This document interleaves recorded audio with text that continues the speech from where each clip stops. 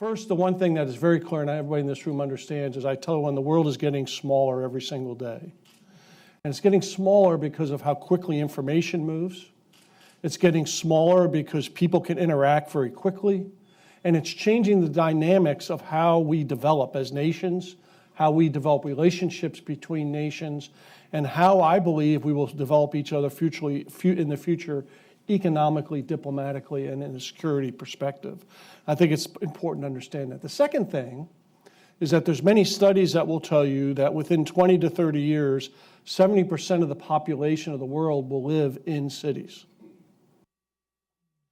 And what that means is you'll have the development of megacities, where you have 10, 20, 30 million people in cities, but you also have developing cities of less numbers, but are just as important.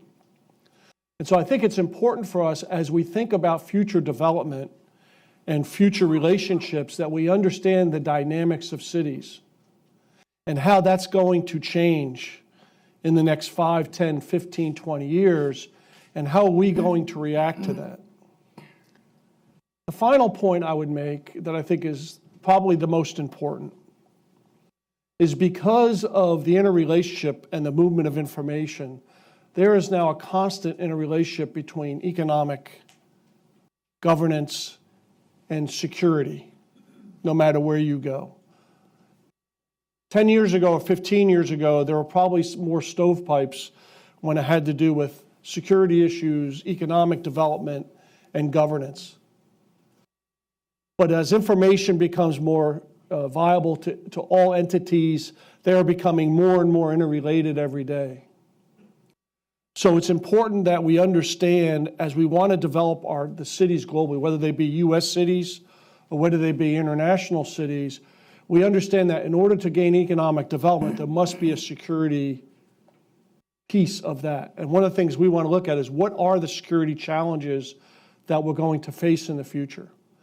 What are some of the things we can do to help us deal with those security challenges in the future? And those security challenges can range from terrorism, insurgencies, crime, and what my favorite term I like to use is just pure opportunists who try to take advantage of either no governance or lack of governance in order to have personal gain. And so I think a combination of these things are what we're going to have to deal with in the future. And then throw on top of that the developing of new threats such as cyber and other entities like that, and the ability to, the more difficult it is to collect intelligence, and how do you do that in such a way for us to deal with the many problems that we will face in cities, not only here in the United States, but around the world.